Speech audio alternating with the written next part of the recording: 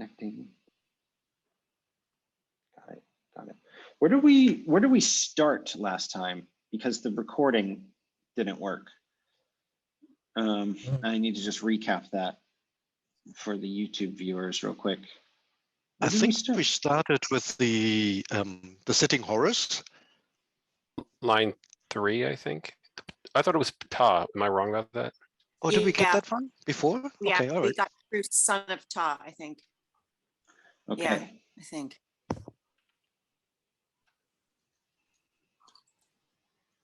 So should we quickly recap the next 2 lines? Sure. I think that's okay. So I'm thinking we're here. Does anybody want to take it? Anybody want to read and translate? I'd volunteer. I have a question towards the end. Okay, that's good. You should volunteer then. Okie doke. So we had the son of Ta as the last thing, and then the line starts with after Ta, Sehej, and then blank, impuf. So who illuminates blank space his appearance. So tentatively, who illuminates with his appearance or in his appearance. Yep. Then it goes on. Yeah, how do we say that? Tehuti, I guess, huh? Yeah, that's fine. Herpu uja and serwer imiun. I'll stop there. So while Tehuti is herpuing, we spent quite a bit of time discussing what that means. Right. The uja I for ? The great prince who is in On or in Heliopolis. Yep. That finishes the first sentence, actually. So far we've set the stage. We've basically said this is about the contention of the two of them. The child there is claiming his father's title, while Tehuti is presenting the, not presenting, sorry. We said he's managing the Horus Eye. Yeah. Now we go on. Jed in Shu, Sara or Saria, depending if you want to vocalize it or not. Okay. Is that Mbach? Yep. Mbach in the presence, Tem in the presence of Atum. Serweru Serwer imi on. And now comes the tricky part. So Ma'a with plural strokes, Ne pueser Su MJ, and I'm going to stop there. Jed, I mean. So basically, words spoken by Shu, the son of Ra, in the presence of Atem, the great prince in Heliopolis, and then something about it could be just is the Lord of strength. So that part is the one that I have a question about. Because one of the translations we have takes that as the thing that Shu is saying. So Shu is basically saying justice is the Lord of strength or something of that nature. Is that necessarily true, or is that still a title that could be appended to Atem? So is that really a sentence? And I'm asking that because it goes on with Su Mjed. So that's my next question. Su Mjed, is that some kind of presence one, like he is saying, or does the Su M still belong to the previous part? That's where I'm a little bit stuck. Su M is a new part. I mean, this is, this starts a sentence for sure. There's a little bit missing in there, but not enough for us to necessarily need to worry about it too much. So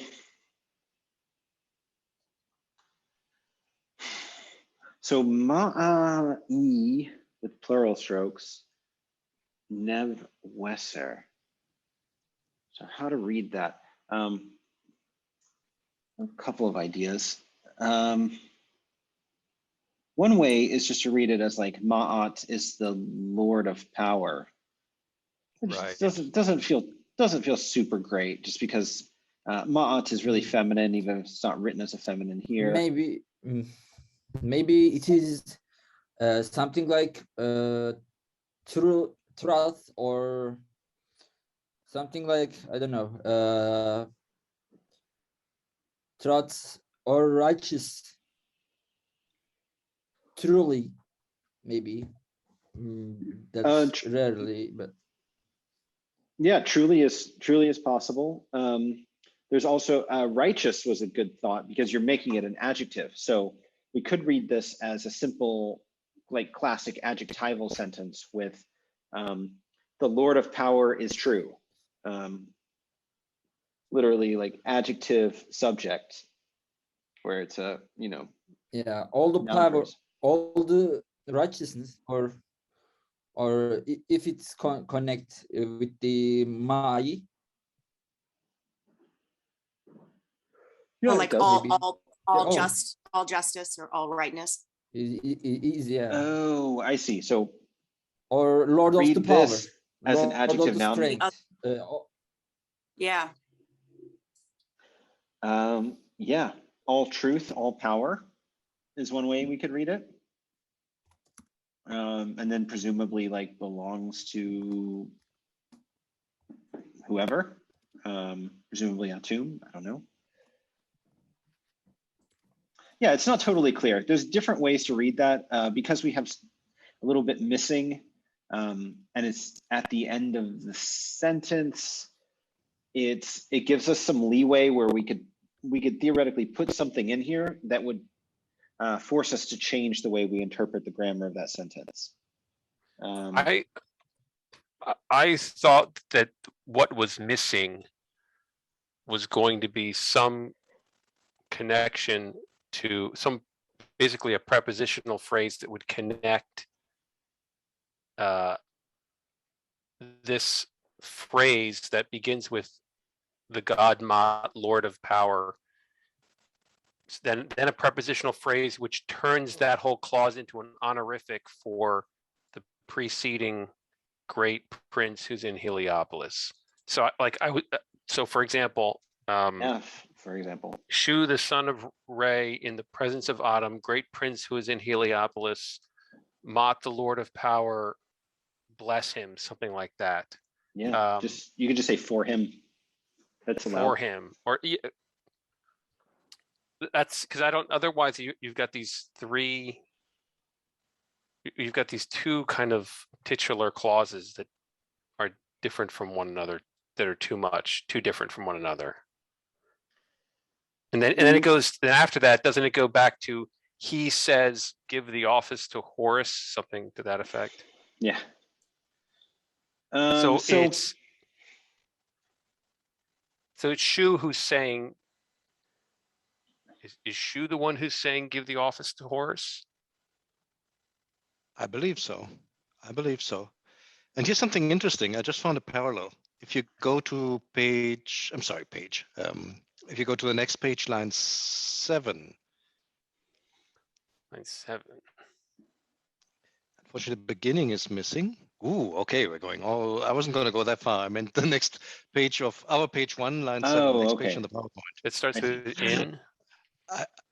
Right, Shu. it starts. Exactly.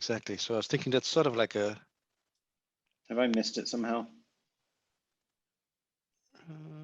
I missed the page. No, there it is. Keep going. A little bit more. It has the missing first part. There you go. In Shu Saria en Kherpu Uja, and then comes the Ma'a again, and then to the Eniyat, and then Jed. So it looks somewhat structurally similar to me because it's very structurally similar. If you go one line higher, it's also Jed in.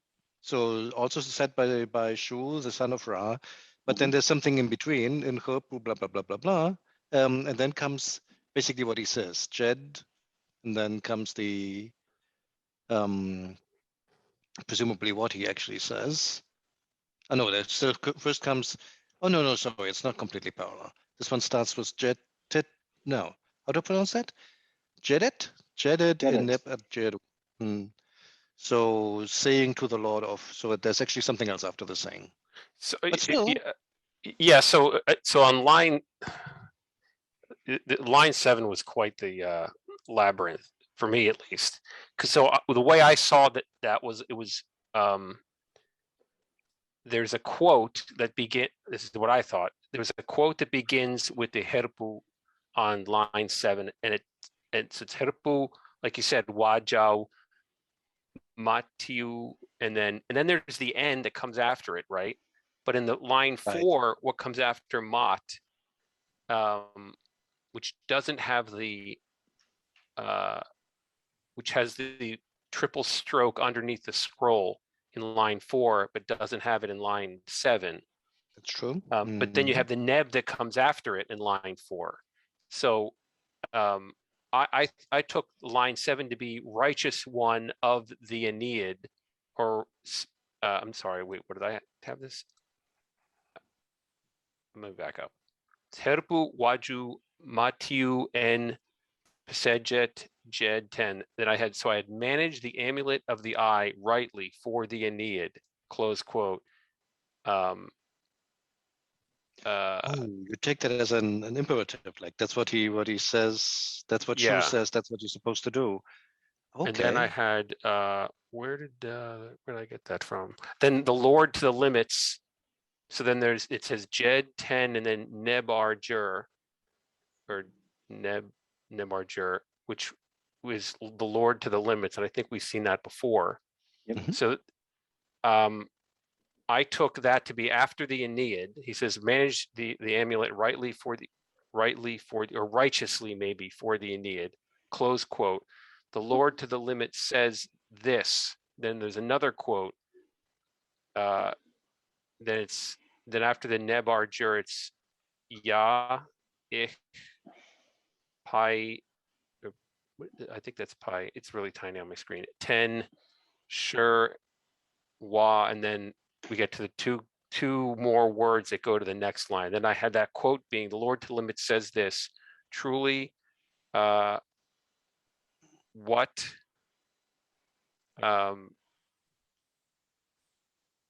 by what authority, by what unique authority, something like that. But in order to get that translation, I've really got to throw these words into a completely different order that they appear. And it seems to me like, does this language really work like that? That like you have to kind of read the entire line and then reconstruct it.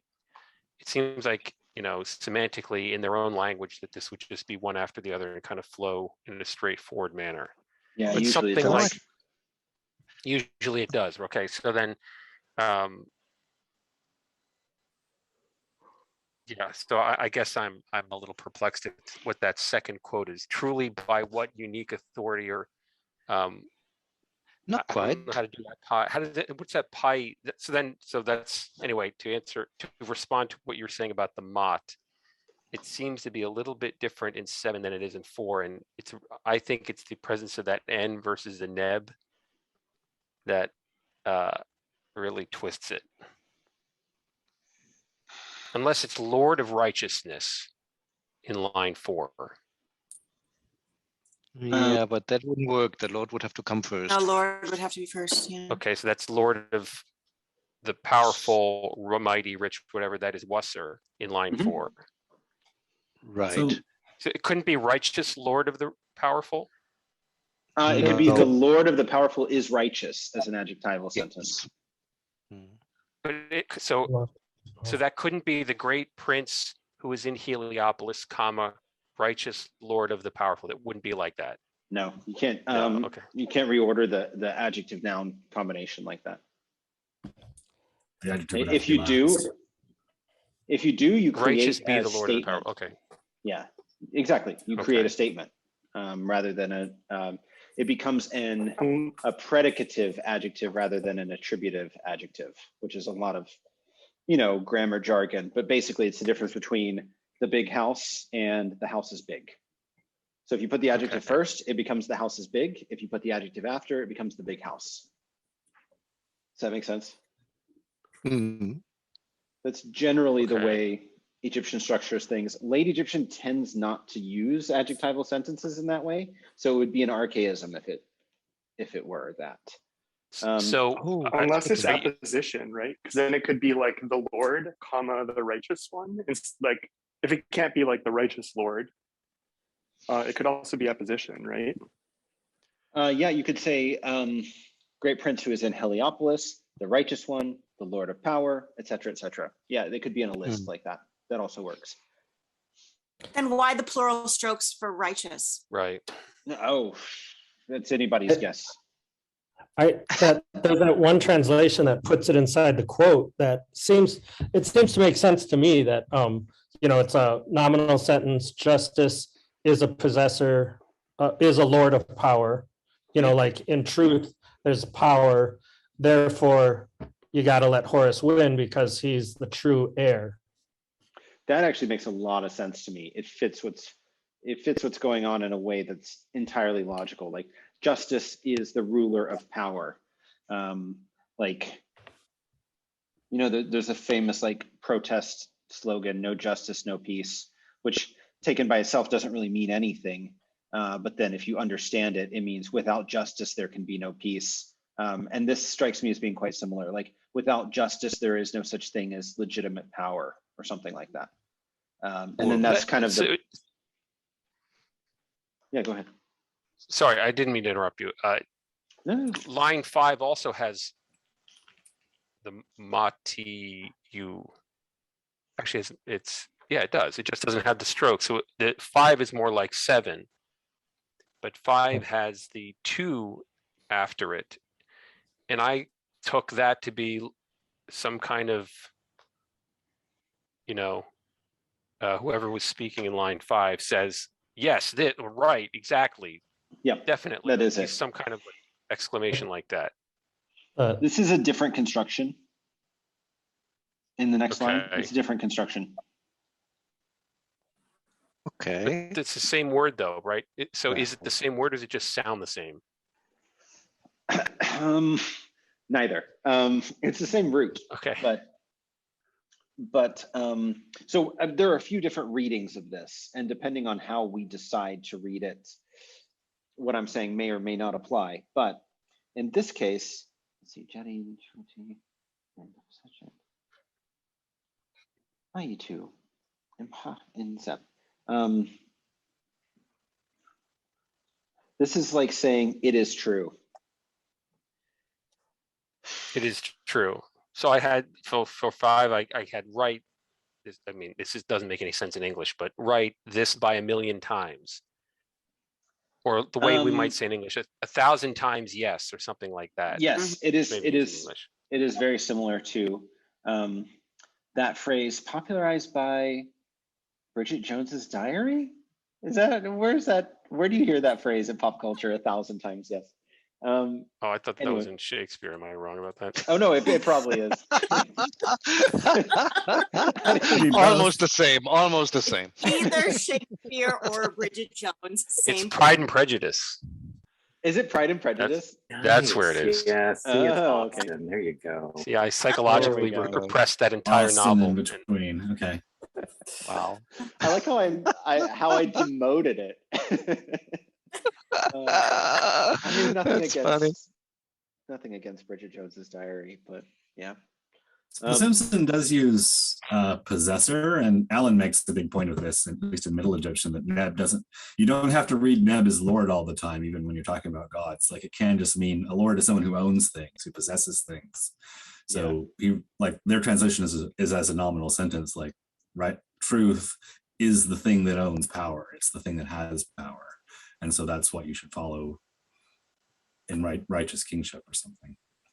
Yeah. So when we're when I'm struggling to read this, one of the things, something that I'm trying to do is stop every couple of lines and say, okay, so in this story, what is actually happening? Just to kind of take it up 5 semantic levels of abstraction to say, by the end of line 5, the way I read this story, both Shu and Thoth are on board with the idea of giving the office to Horus, and Isis is about to say, yes, this is great, I'm so happy. That's what I think is happening. Yeah, that's definitely what's happening. Okay. Okay. I think it will become clear as we move through things. The story gets less difficult to read. It gets easier. I don't know why. I guess what I'm saying is easier, but yeah. I'm trying not to get hung up on weird turns of phrase that like write this by a million times and say, well, what do they mean? Like, if that's really what it says, what do they actually mean? It's probably something like, absolutely yes. So we abstract this weird Egyptian phrase to be an emphatic, exhortation of approval, and then we could take that back down into English into an idiomatic expression that does the same thing, I guess. 1,000 times When you yes. translate this. 1,000 times yes, or a million times yes. A million times yes. I'm going to use a million It times reminded yes. me a little bit of the Book of the Dead, where I forget, it's probably Faulkner's translation, where he says like 1,000 times effective or a million times effective. Or Oh yeah. like that. Yeah. That's quite a common construction. Ha in Coptic just means many, and then in a construction where you say like many times X, you probably just mean like very. It's just an idiomatic way of saying very. So in this case, this sentence would actually say, very true. A million times, true in millions of times, or whatever.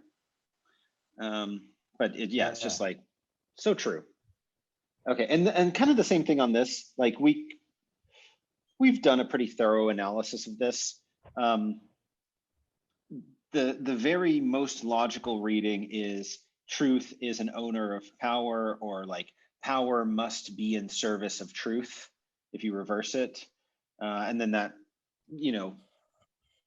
or power must be in service of justice or something like that, which is a philosophical point of view that anybody could recognize.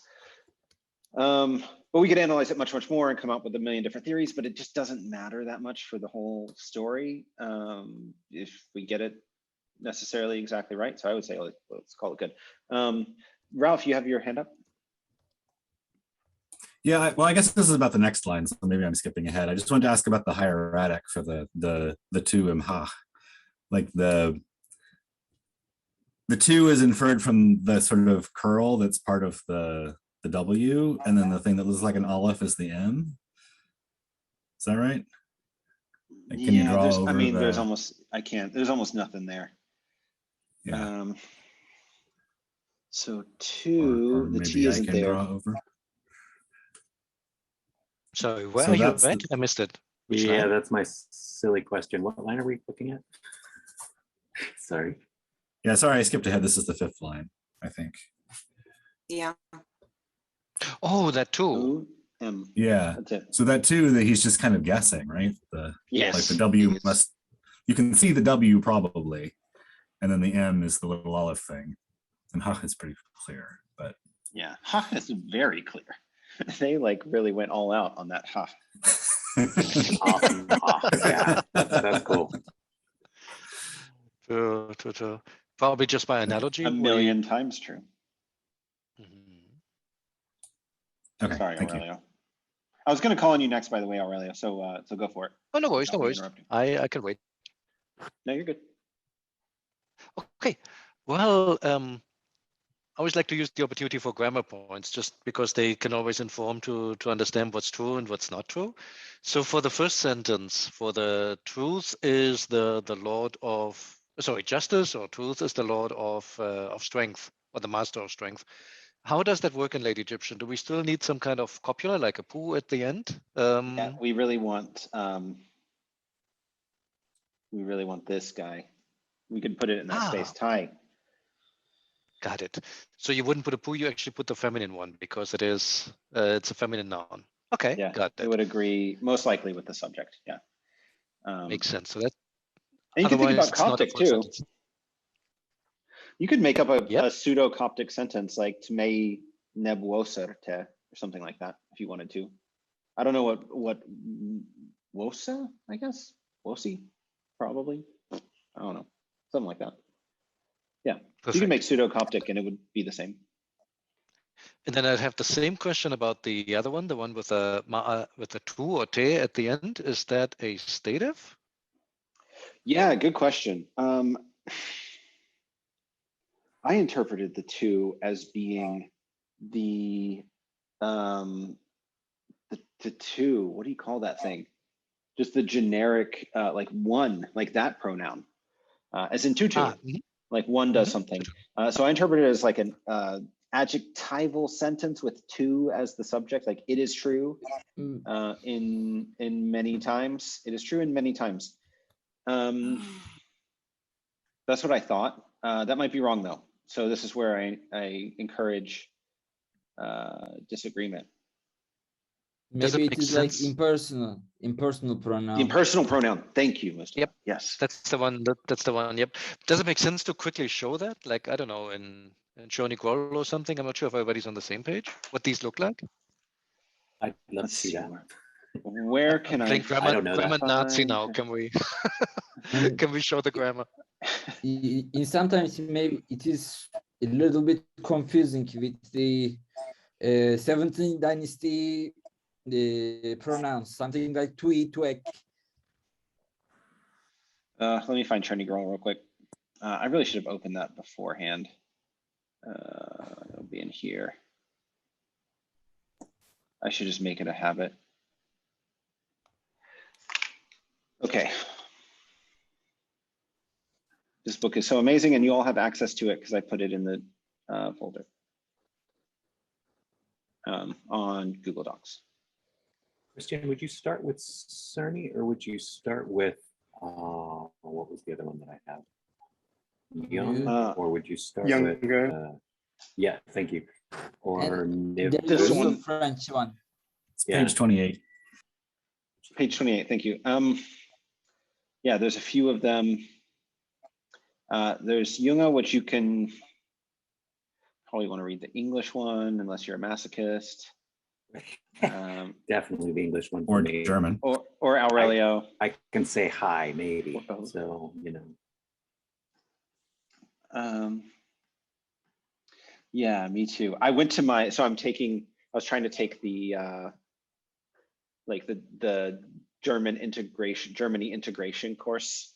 And I went to my first interview thing and I took a diagnostic exam and like, wait, you said 28, Ralph? Page 28 for this? Yeah. Like not PDF 28, but page number 28. Oh which yeah, I'm is an idiot. Like you're, Okay. you're still in the introduction. Thank you for saying it in such a snarky way that I immediately realized my mistake. That's perfect. Excellent. You and your digital resources with their bad page numbering. Ralph's just like, yeah, I meant the actual page number, not PDF 28, which I really shouldn't even have to say right now. Yeah. So anyway, I went to my interview or my thing and I did the diagnostic test and like the person scored it. And they're like, oh, you did surprisingly well. And then she like asked me to have a conversation and she was like, no, it's not good. And then she was really, she was like, how can you like read and write German, but you can't tell me what you did today in a way that I can comprehend? She asked this in English, by the way. And I was like, yeah, that's a American education for you. I don't know what to tell you. Like, right. Yeah. Anyway, That's complicated. Okay, it's this guy, impersonal pronoun, Yeah. the to. And it also, it can be used in the subject pronouns. There's tutu, which I'm in the wrong place for that. There's several pages back. Oh, behind. Okay, good. Yeah. Thank you. I wouldn't know which direction to go. So that's definitely saved me some scrolling around. Where is it? Oh wait, these are dependent pronouns. We need subject pronouns. So the subject pronouns are kind of a new thing that's used in the pseudo-verbal construction. And these are basically the equivalent of the first present in Coptic. Possessive independent pronouns. Wow.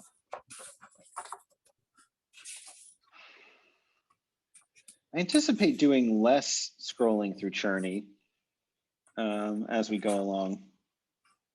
Oh, the joys of having 4 different sets of pronouns. Someday we also least really 4, need to right? do demotic.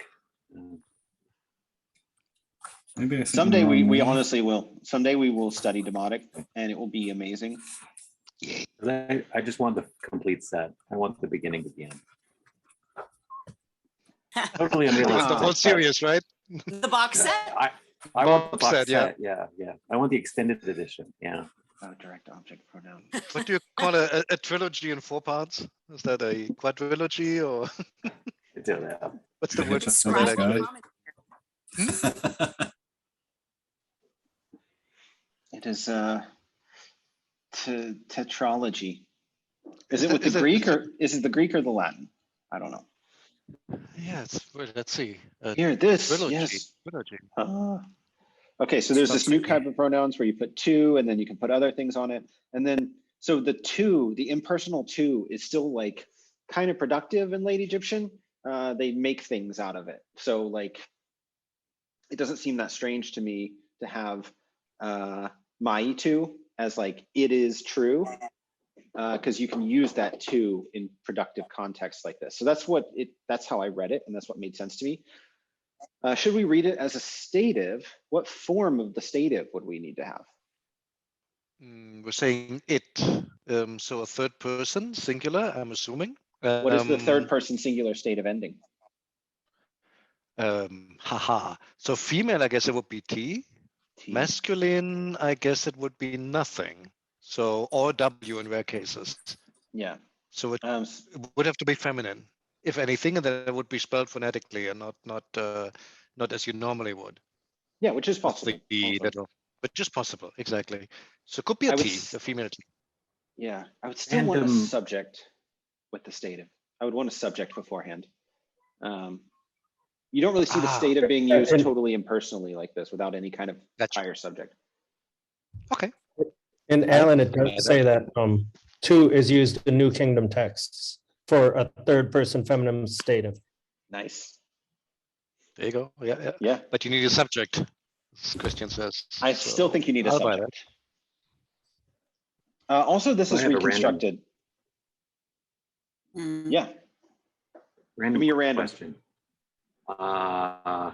Sometimes maybe I just interpret my own language this way, but when you use the impersonal, one does something or one does not do something, it can kind of come across as patronizing or that kind of thing. Does that make sense? Like it doesn't, one does not do that in polite society would be a sentence or something like that I'm thinking of, right? And that carries a lot of, I guess, cognitive baggage for me as an English speaker. I wonder if I'm overlaying that too much on that kind of a pronoun. Does that make sense? You are. So this is one of the unfortunate things about like the grammar translation approach to studying languages, which is the kind of the default approach that we use when studying ancient languages.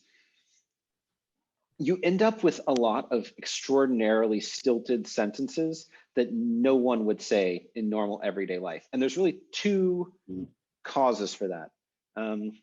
One cause, which is kind of fun, is that our study of ancient Egyptian derives from philology, which comes from British schoolboys learning Latin. So there's a lot of like aristocratic 19th century language that gets used in ancient language classes in English that is just like borderline absurd at this point. But like, you know, I studied Latin in Austin, Texas, and we would regularly utter sentences like, one does not enter a house when it is populated by many. And it's like, we're like, nobody talks like that. This is Austin, Texas. Nobody's ever spoken that way in the entire history of this place. The other cause is just that like, if you're trying to be really true and literal about the translation, it's not going to work as well in English. And it goes both ways. I mean, there are perfectly ordinary, I see perfectly ordinary sentences in German and then I literally translate them and the result is hysterical.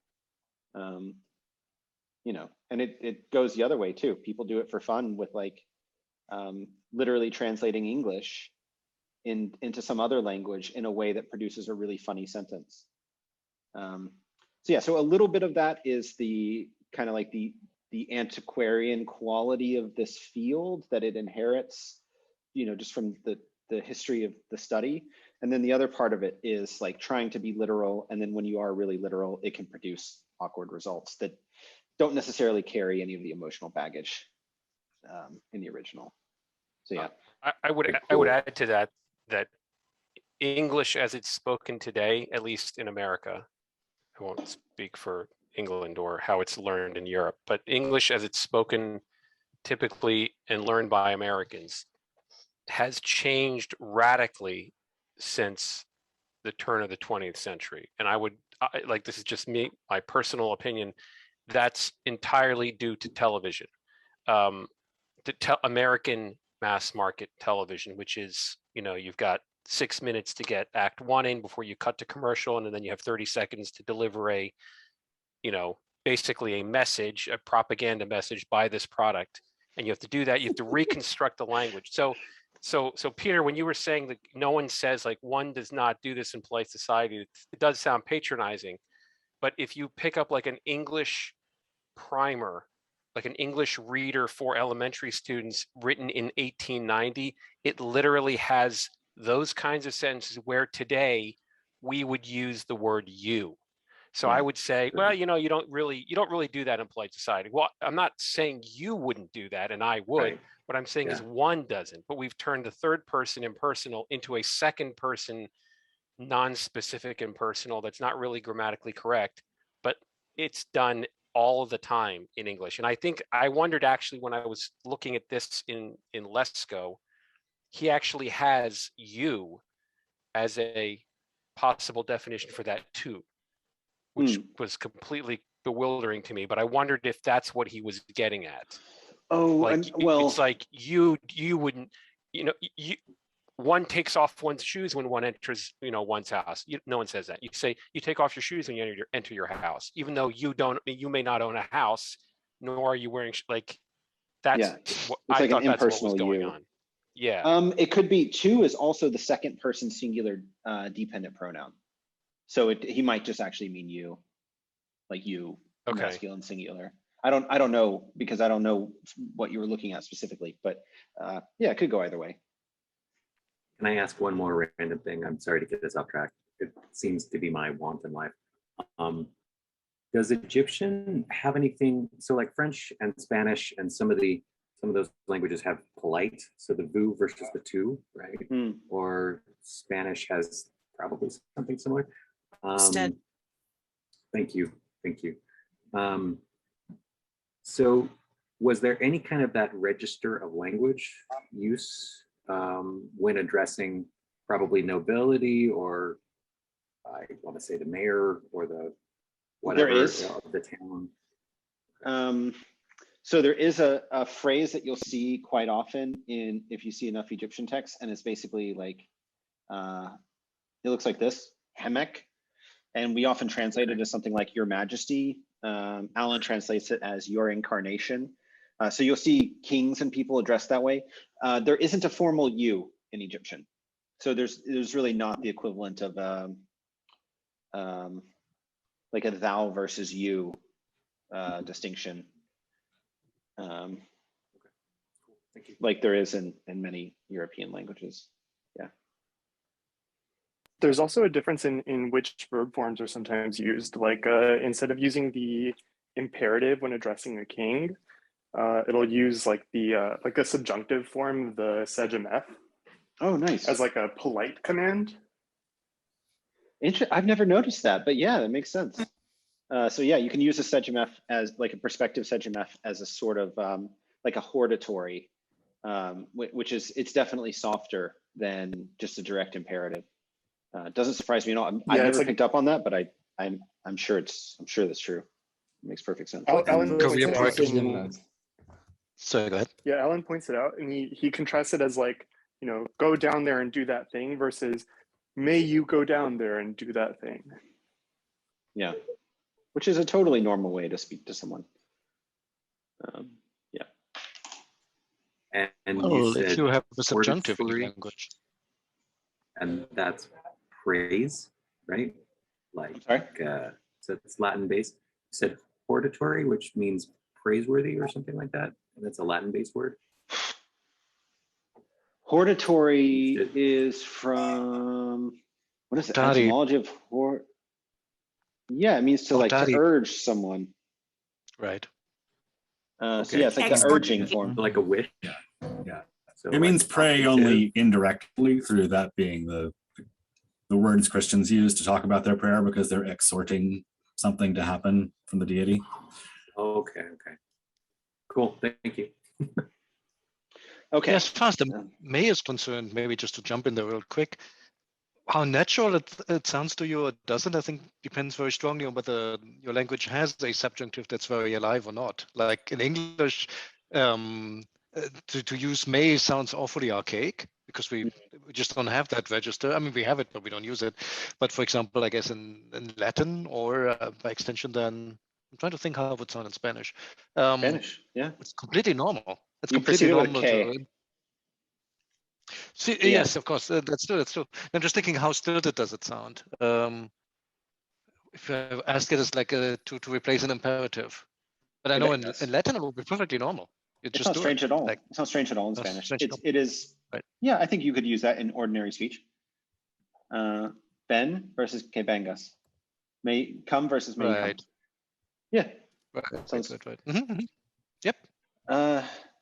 German does the same thing with that, like mal, just like a throwaway word you put with commands. Aurelio, I know you know what I'm talking about. You put like a throwaway particle with commands that like softens them in the same way. I think it's mal. Mal? I'm not pronouncing. Yeah, mal. I'm just write it. Mal. Ah, yes, mal. Thank you. Okay. Yeah, I can't pronounce it, but you got it. Threw me off. No worries. Sorry, mal. it's my accent.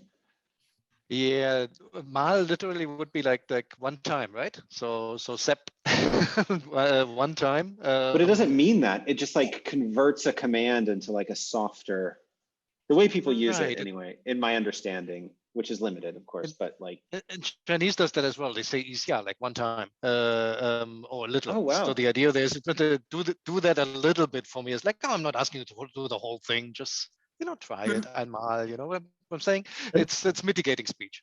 Sure. Japanese has the same thing. They say choto to soften everything. Exactly. They say a little, Everything, every other word. especially if you're a woman. True. So yeah, that's what mal is in German. It's literally one time, but it functions to just. You're right. It functions to soften down suggestions or commands. You mean special form of the subjective, right? It's okay. Not, but it does the same thing. Wait, how did we get onto this? What were we discussing to end up with? It was totally my fault.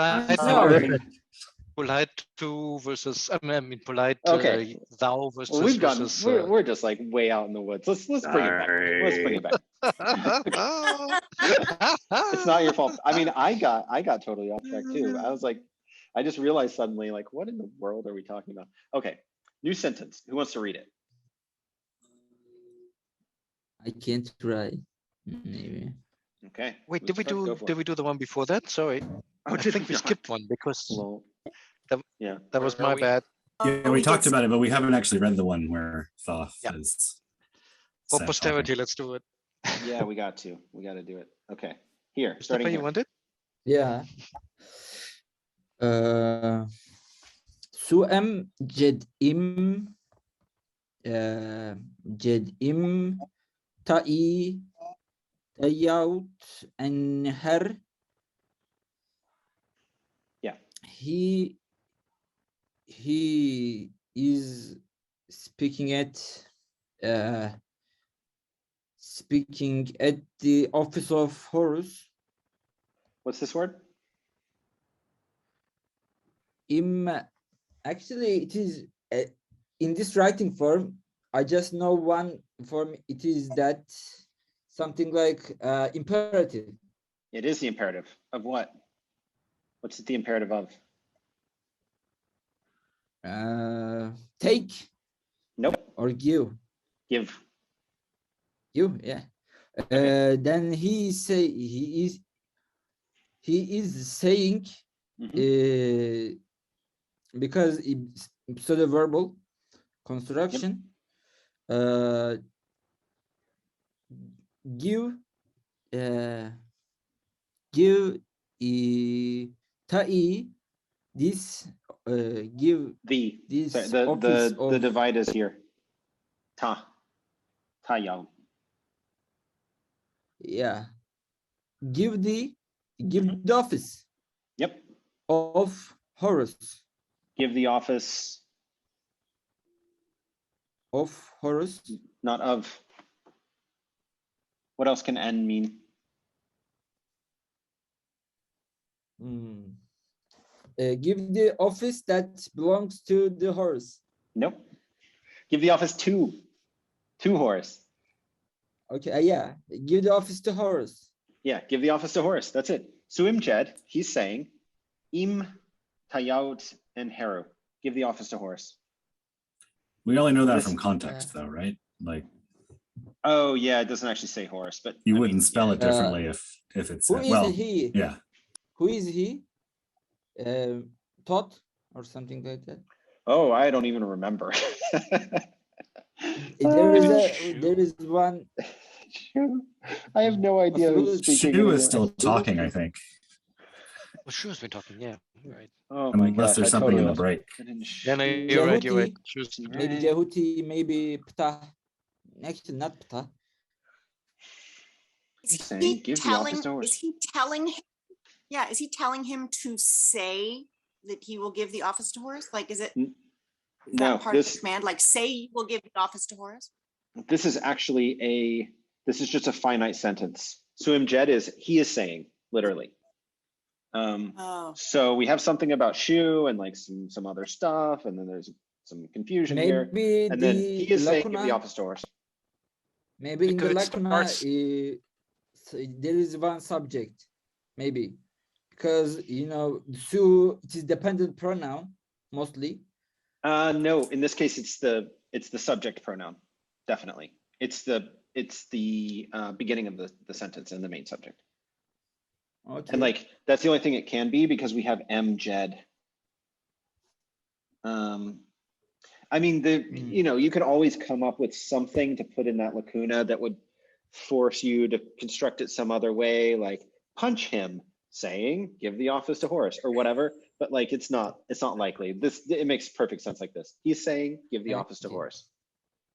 And the sentence starts with something like, thus says, or thus speaks Shu, the son of Ra, in the presence of Atum, great prince who is in Heliopolis, Mot, lord of power, something or other. He's saying, in other words, Yeah. we're like, we're tagging back to the fact that, remember, Exactly. Shu was about to speak, and he speaks, and then he's saying when he speaks, give the office to Horus. Exactly. Yeah. I think, yeah. Yeah, that's what's going on. Oh, one question, Mhm. and I may remember wrong. I'm just looking at it in Cavalier. He's basically saying for presence 1 with M is only for converbi di movimento, only for things like to walk, to march, to go. But Yeah. Oh not man, for say. Aurelio, that's not one question. That's like 5 books of question. What did I do? Okay, skip. Let's hold off. Let's hold off on that. So yeah, so in the pseudo-verbal, there are 3 constructions with the pseudo-verbal. I'll just give you a very brief kind of like overview of this. So we can have Su and then Jed, which can be like, what he's saying, basically. And then we can have Su Hair Jed. He is upon saying. Su M Jed or Su Air Jed, although that's a little weird, but let's not worry about it for right now. Okay, so 3 choices, and then as we can tell that this one is basically the present, this one is the future, although it gets a little complicated, but don't worry about it. And then, so what is this one, right? So we have this thing in the middle that generally only occurs with verbs of motion. And it's also, we have everything we need. We have a present and a future, and that's what the pseudo-verbal does. This one clearly means something like the present. It's not markedly future. But then the space of the present is already taken up. So there's basically two hypotheses on this. One is that the M it just happens to be what's used with verbs of motion, and it is almost always used with verbs of motion. So maybe it's just kind of like a little, like that's the explanation. It just goes with certain verbs and it's still just the present. The other hypothesis is that it is an actual third tense, which is in between the present and the future. So it's he is just at the point of saying, or he is about to be saying, or something like this. And or whatever that's called, yeah. So I don't have a strong preference for either one of those readings. I don't know which one is correct, but I think it's better just to give you the nature of the problem. We've got three things where we only definitely need two. So what's the third one for?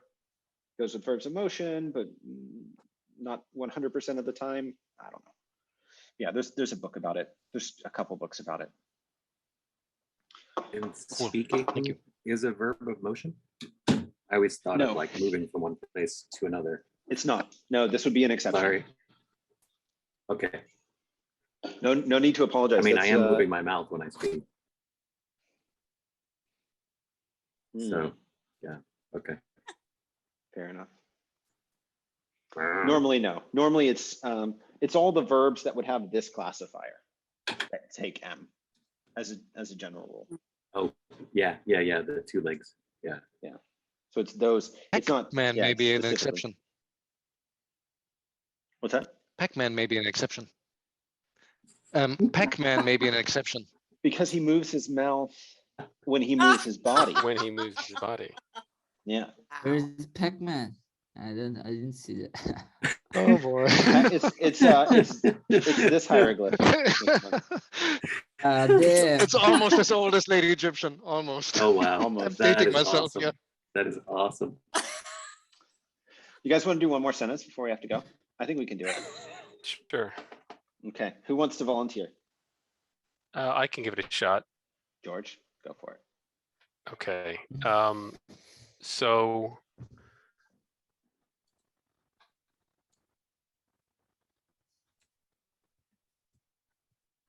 it starts with aha, the h dot ah. Hang on, George, it starts here. We haven't got Daha yet. Start with the Jedin. Sorry, am I in the wrong line? You're in the right line, but you're in the middle of the line. Go back to the beginning of the line. Oh, sorry about that. Oh, sorry. Jedin, Joti,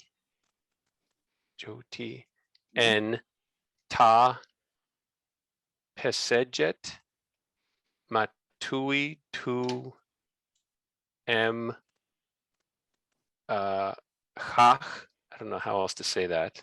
Yeah. H dot Sep Aha Aset. Wait, let's stop there because the next one is definitely Okay. a new sentence. Starting at aha, it's a new All right, sentence. okay, so I'll stop there. So then I translated that to be, thus says Thoth to the Aeneid, write this by a million times. Yep. This, I think you're taking from two. You're reading that as the word two that means this? Yes, that's correct. Actually, that might be its origin etymologically. I never thought of that before, but that actually makes good sense that it would come from two, meaning this. Because otherwise it would have to be you are right, but I didn't see where you Or it were could just right be, by a million. it is right. Oh, it is right. Okay. That's the way I read it anyway. I'm not 100% on that reading, but that's the way I initially read it, and it makes sense to me. So yeah, it is right millions of times. Good. Yeah, Jedin Jehuti, thus or saying by speech by Jehuti, or thus said Jehuti, to the Aeneid and ta Pesejet. Maitu im ha and sep. Yeah. True, a bunch of times.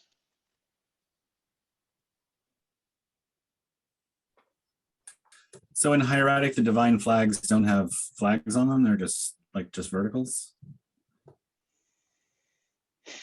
I'm just trying to understand the fragment we've got there. Like, is that two flags next to the Araeus and half the hand? Or is that vertical something else? Oh no, that's part of the Aeneid. You mean the Here. Aeneid? And Yeah. Aeneid, I mean? Yeah. That's really interesting. If you look at the three gods, he writes them as like, how would I say that, like a ligature almost. Yeah, lower If you down. look at some other places, it's like the final one, the last one of the three, always has a little triangle on top, and the other two are sort of condensed to single strokes. So he's really treating that thing as a group, not as 3 times the god determinative. Yep, exactly, something like that. You can see it in other places. I thought that was kind of cool. Yeah. Which line does it? Beginning of line 9, you can see it. Just another 3 lines down.